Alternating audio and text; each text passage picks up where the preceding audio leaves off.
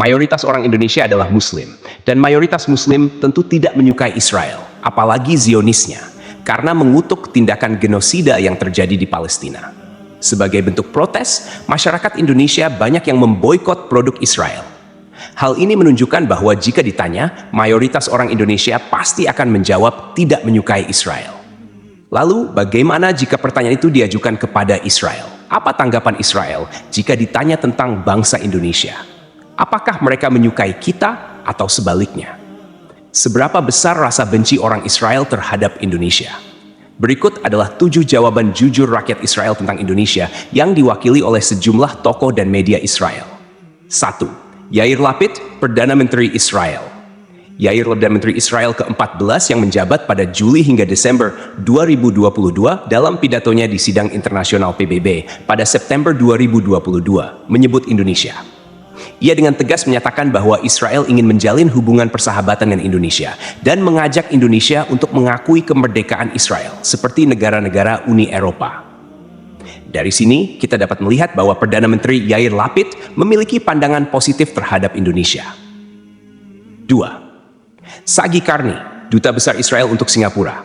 Sagi Karni, yang menjabat sebagai Duta Besar Israel untuk Singapura dari 2019 hingga 2023, memberikan kritik terhadap Indonesia pada Mei 2021 ketika Indonesia, Malaysia, dan Brunei meminta PBB untuk menghentikan serangan Israel ke Gaza.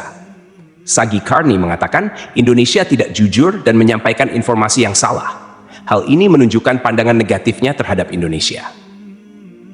3. Media The Jerusalem Post. The Jerusalem Post, yang sebelumnya bernama Palestine Post, adalah media yang berbasis di Israel dan Palestina.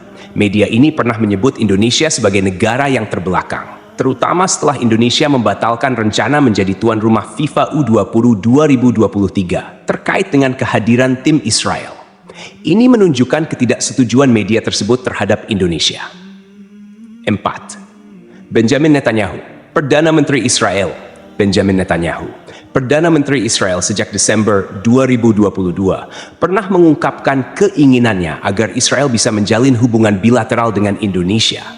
Ia menyebutkan bahwa kerjasama antara kedua negara akan memberikan banyak keuntungan bagi Indonesia, menunjukkan pandangan positifnya terhadap Indonesia. 5. Isaac Herzog. Isaac Herzog, Presiden Israel, mengungkapkan kekecewaannya terhadap Indonesia setelah Indonesia menolak timnas Israel U20 untuk bertanding di Indonesia.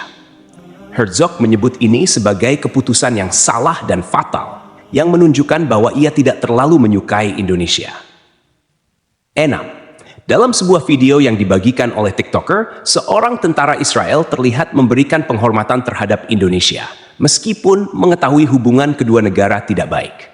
Namun, tidak semua tentara Israel memiliki pandangan yang sama, karena ada juga yang menyampaikan ujaran kebencian terhadap Indonesia. 7. Dalam video lain, seorang rabi Israel menyampaikan pesan kepada Indonesia untuk membantu Israel menjadi berkat bagi dunia dengan menjalin hubungan kerjasama.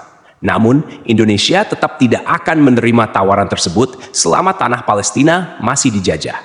Wallahu alam bisawab. Semoga kisah ini bermanfaat. Mohon dimaafkan jika ada kekurangan, yang benar datangnya dari Allah, sementara yang keliru berasal dari saya pribadi sebagai manusia biasa.